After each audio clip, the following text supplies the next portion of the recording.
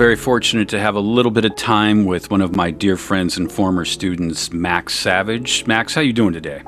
Doing pretty good. Thank you for having me. Does it make sense that it's been 12 years since you were at Pyramind?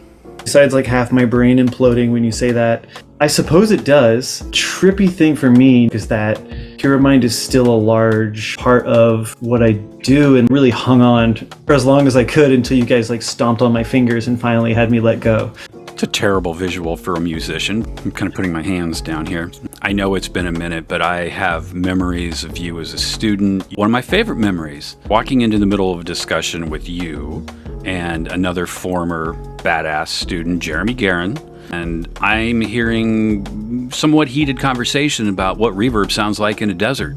Remember that? Yeah, I totally do. I remember sitting there because we were trying to make the sound of gunshots echoing in the desert with hills. And we're going through, cathedral, hall, tiled room. And it took us a while to sort of figure out what the sound was. And super diffused, distant echo. It was a very interesting moment. In the end, we got pretty close.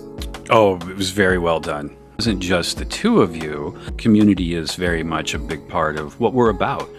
Some of the students at Pyramind have heard me say this before, but the more impactful part of being at Pyramind for me, I'm a weirdo. I'm a strange guy, and a lot of artists are like eccentric or weird, like, oh, I never fit in. But I remember on the first or second day of Pyramind, and you saying, look around the classroom here. There's a reason why you're here.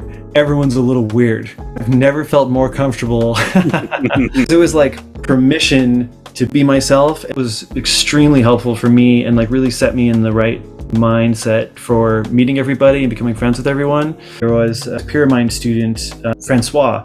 I hit him up as a friend of Oriel's, another person I had worked with here, and with another guy, Nathan Stibe, who had also gone to Pyramind. Like, hey man, we're building a studio. Do you want to see it? Like drywall and construction going on. It was like an unspoken thing that you're Pyramind and we're Pyramind, so we're gonna work together now. And it was awesome. And that was my gateway to the French music scene.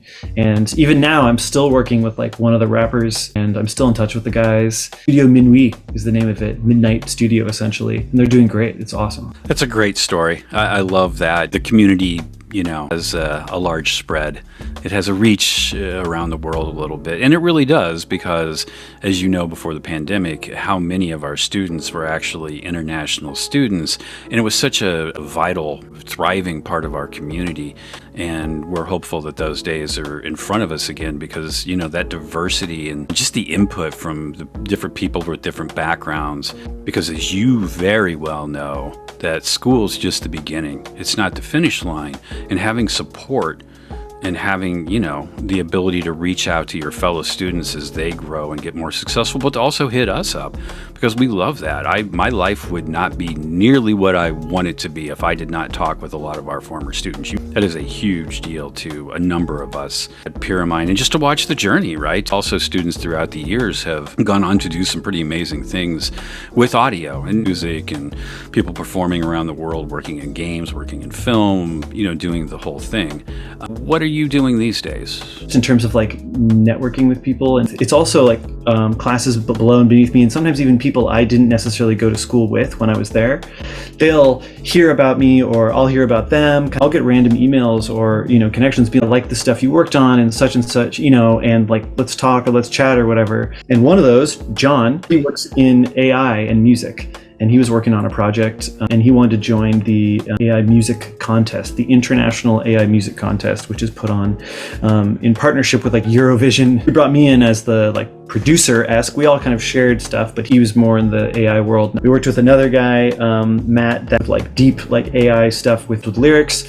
And then I brought in Brody Jenkins from Cathedrals, who I've been working with, a vocalist. And we teamed up, all of us, and kind of came up with a concept and created this AI-assisted music piece that I thought was pretty cool, under the name Imagized. No one even knows how to pronounce it because it was created by AI and it's unpronounceable by humans. And we entered it, and there was a cool panel of judges. Imogen Heap was one of the judges, and in the end we ended up winning, which was crazy.